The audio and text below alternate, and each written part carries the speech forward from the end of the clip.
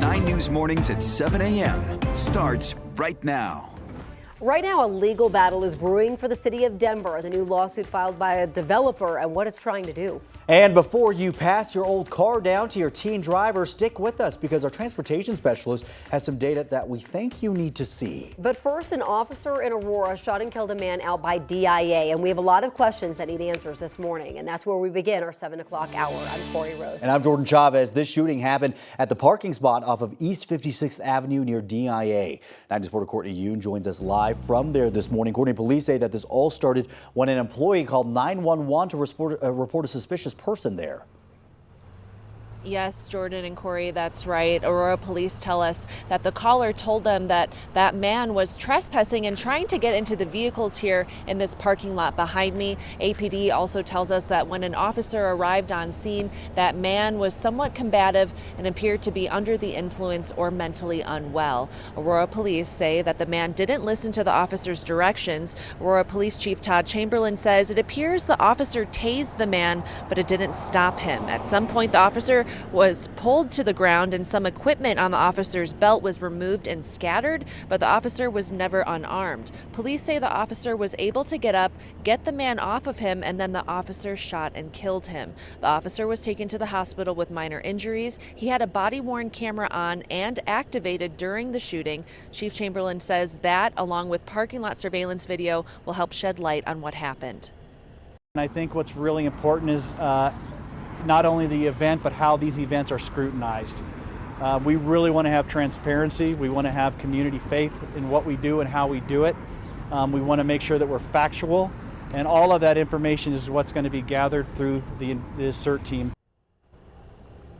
As for whether that suspect had a weapon on him, Chief Chamberlain didn't clarify that. He said that there will be more details released as the investigation continues, so we don't know when we will get more information from Aurora Police.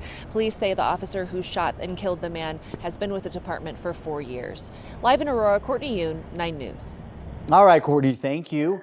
Let's give you a live look outside this morning. This is the UNC campus in Greeley. Gorgeous shot there for our friends in northern Colorado as we get ready to heat up across Colorado. I will say that rain and snow that we got last week, Chris, has made everything so green this week. Yeah, and of course that annual green up taking place as well. So all that combined, things looking very lush out there on this May the 13th, on this Tuesday morning. Right now, 61 degrees, very mild. We do have some clouds overhead, and that may limit some of that heating just a tad for today, but we'll still get into the mid to upper 80s for us later on today. 87 forecast high, partly cloudy skies, mild and breezy out there on this Tuesday here with those temperatures. Going to be our big story. It's going to be a hot one once again for us. We'll have some clouds overhead, but those temperatures getting into those mid to upper 80s. Now, later on this week, wind will become more of a story and storms return to the picture as well. Details on that, my full forecast. Erica. All right, Chris, thank you so much. We do want to check in on the drive this morning, getting you started with a live look at I-25 and I-70 from Sky 9. They are up and flying, getting a bit busier out here. No big surprise this hour as you get ready to travel this way.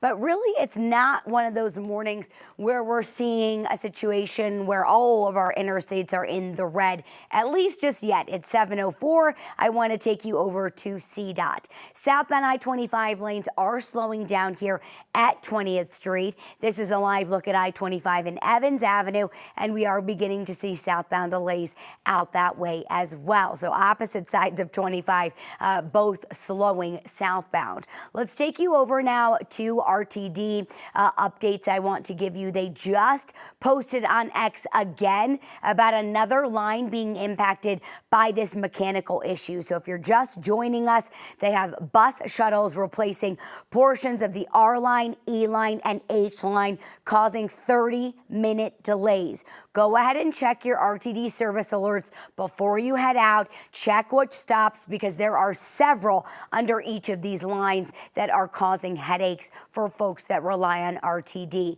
A little bit colorful out here through Commerce City. 7-minute backup on westbound 76.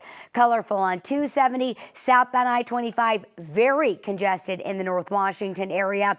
And we'll leave you with your southbound 225 drive time. We are now just bumping up to the red light.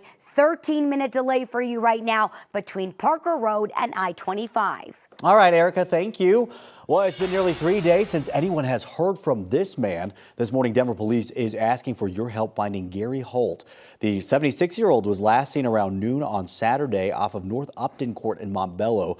Police say that Holt suffers from a cognitive impairment, and if you have seen him, you're asked to give Denver police a call. That number is 720-913-2000.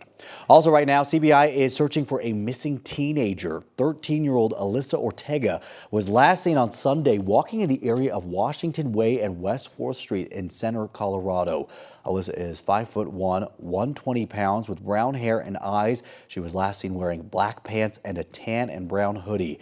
If you have seen Alyssa, you are asked to call Center Police 719-655-2544. RTD's new police chief will be officially sworn in about 3 hours. Stephen Martingano has been with the agency for 10 years and is currently serving as acting chief. He's named dozens of times in a lawsuit filed by RTD's previous chief, Joel Fitzgerald. He accuses Martingano of making up complaints about him and getting preferential treatment. Martingano is set to be sworn in at 10:30 this morning at Union Station. Another police department in Colorado is launching a program meant to help officers communicate with people with disabilities.